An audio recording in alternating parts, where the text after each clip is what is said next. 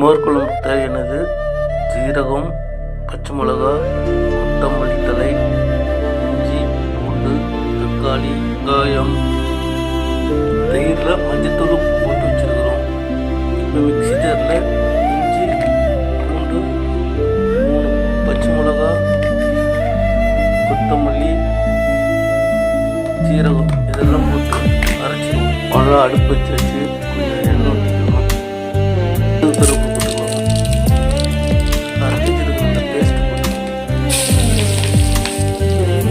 நறுக்கி வச்சிருக்க வெங்காயம், இயற்கையின் இசை இசைத்ததே, இதயத்தின் வாசல் திறந்ததே, பேசும் அந்த மொழியில் பூமியின் கவிதையானது, கதிரவன் கண்ணில் நம் காதல். பெருங்காயம் கொஞ்சம் போட்டுக்கலாம்.